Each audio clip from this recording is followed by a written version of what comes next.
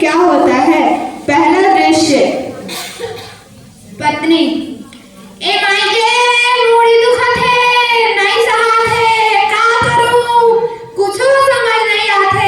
बाबू आना, थोड़ा मूड़ दबा दे। आए नहीं बेटा, मत जाओ उसके पास, नहीं तो तुझे भी ये बीमारी हो जाएगी। पता नहीं क्या बीमारी है, मैं तो कब से परेशान हो चुका हूँ। बच्चा, लेकिन पापा, माँ बहुत तकलीफ में है। पापा, एक बार कहा ना, नहीं जाना मतलब नहीं जाना। पता नहीं कैसे समझाऊं इन लोगों को। सामाजिक कार्यकर्ता। अरे भाई, ये क्या हो रहा है, क्यों इतना परेशान हो। पापा, अरे दामोदर भाई, क्या बताऊं आपको कि बाबू की माँ को HIV है और बाबू समझता नहीं है और माँ के पास बार बार जाने की जिद करता है। अगर ये HIV हमें भी हो गई तो। सामाजिक कार्यकर्ता। अरे भाई, ये साथ उठने बैठने से, साथ रहने से नहीं फैलती है।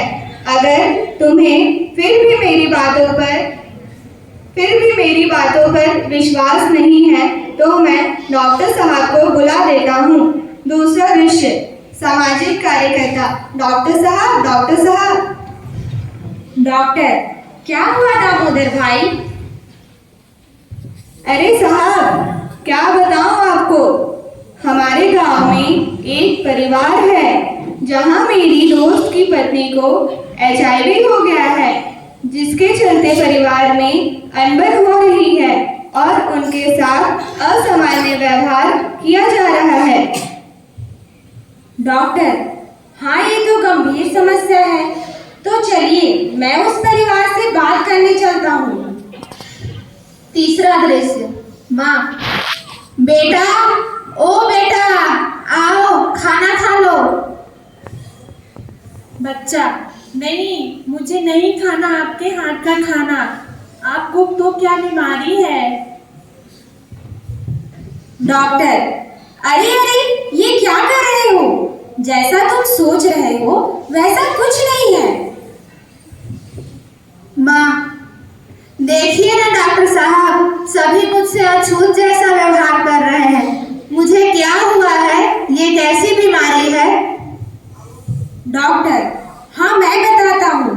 ये स्वयं में कोई बीमारी नहीं होती, लेकिन एड्स से पीड़ित व्यक्ति का शरीर संक्रामक बीमारियों के प्रति अपना रोग प्रतिरोधक क्षमता खो बैठता है। HIV पीड़ित होने का मतलब है एक वायरस आपके शरीर में प्रवेश कर गया है। एक HIV पीड़ित व्यक्ति को तब तक पता नहीं चलता है जब तक व्यक्ति को इसके लक्षण प्रदर्शित नहीं होते हैं। एक स्वस्थ व्यक्ति अगर HIV पीड़ित के संपर्क में आता है तो वह भी पीड़ित हो जाता है। माँ, अच्छा, तब तो ये बहुत खराब बीमारी है। डॉक्टर साहब, क्या ये छूने से भी फैलता है? डॉक्टर, नहीं, ये छूने से, साथ उठने बैठने से, गले मिलने से या साथ रहने से नहीं होता है। एड्स से पीड़ित व्यक्ति के शरीर में प्रतिरोधक क्षमता कम होने के कारण सर्दी, जुकाम से लेकर TB जैसे रोग बहुत आसानी से हो जाते हैं। माँ, हाँ डॉक्टर साहब, मुझे भी सिर दर्द जैसा और जुकाम बार बार हो जाता है।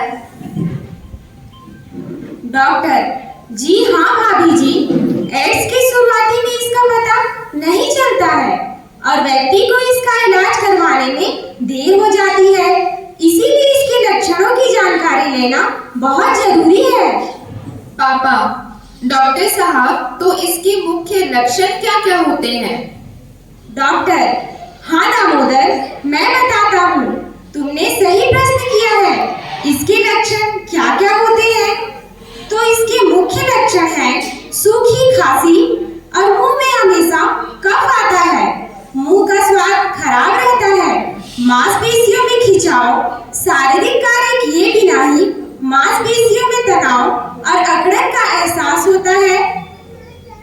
इसके अलावा बिना काम किए थकावट महसूस होना, हर समय थकावट महसूस होना एड्स के शुरुआती लक्षण होते हैं और वजन का धीरे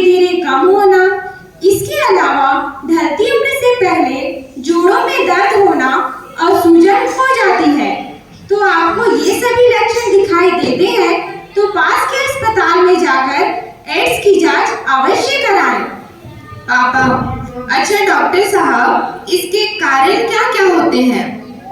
डॉक्टर, हाँ दामोदर, मैं बताता हूँ इसके क्या क्या कारण होते हैं। पहला, असुरक्षित यौन संबंध बनाने से। दूसरा, संक्रमित व्यक्ति के द्वारा इस्तेमाल की गई सुई से। तीसरा, HIV संक्रमित व्यक्ति के खून को स्वस्थ व्यक्ति में चढ़ाने से। चौथा, नाड़ी के जरिए HIV पीड़ित गर्भवती महिला के बच्चे में यह रोग हो सकता है। पांचवा, आजकल के युवा जो एक ही सुई से नशा युक्त दवाइयों का सेवन करते हैं। मम्मी, तो डॉक्टर साहब इस बीमारी से कैसे बचा जा सकता है? डॉक्टर, बहुत अच्छा प्रश्न किया है आपने भाभी जी। एड्स से बचाव के लिए जानकारी ही बचाव है। अगर आपको एड्स के बारे में पर्याप्त जानकारी है तो आप एड्स से बच सकते हैं। तो इसके बचाव है, जैसे असुरक्षित यौन से बचें और पहले से प्रयोग की हुई सुई का इस्तेमाल कभी ना करें, तथा अगर आप गर्भवती हैं तो एड्स की जांच अवश्य कराएं। मतलब जानकारी ही बचाव है। सामाजिक कार्यकर्ता, तो सुना भाइयों और बहनों, जानकारी ही बचाव है। आशा करते हैं आप सभी जानकारी ग्रहण करेंगे और इससे हमारे समाज के सभी लोगों को स्वस्थ जीवन व्यतीत कर सकेंगे। डॉक्टर साहब, आपने आज अच्छी जानकारी दी है।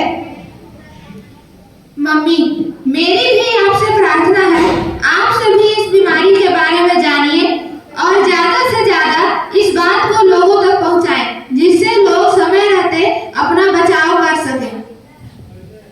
डॉक्टर, अगर कोई व्यक्ति HIV पीड़ित है तो उसे कुछ बातों का ध्यान रखना चाहिए। सबसे पहले उसे घबराना नहीं चाहिए और कुछ दवाइयों के जरिए व्यक्ति अपनी जिंदगी एक स्वस्थ व्यक्ति की तरह व्यतीत कर सकता है, तथा इस बात का विशेष ध्यान देना चाहिए कि HIV संक्रमित व्यक्ति से भेदभाव ना करें। ये साथ में रहने से या साथ में उठने बैठने से नहीं होता है। अगर कोई व्यक्ति HIV संक्रमित हो जाता है तो दवाइयों के सेवन से वह ठीक हो सकता है और ये दवाइयाँ सरकारी अस्पतालों में मुफ्त में मिलती हैं। सामाजिक कार्यकर्ता, अच्छा भाइयों, तो आप सभी इस जानकारी का स्वयं भी फायदा उठाएं और आस पड़ोस, नाते रिश्तेदार सभी को बताएं। ठीक है, तो आज के लिए विश्व एड्स दिवस पर आशा करते हैं इस जानकारी को ज्यादा से ज्यादा लोगों तक पहुंचाएंगे। तो इस लघु नाटिका के माध्यम से हम ये बताना चाहते हैं कि एड्स पीड़ित व्यक्ति के संपर्क में आने से, साथ उठने बैठने से, साथ रहने से एड्स नहीं फैलती। इसलिए हमें एड्स पीड़ित व्यक्ति के साथ सामान्य व्यक्ति जैसा समानता का व्यवहार करना चाहिए।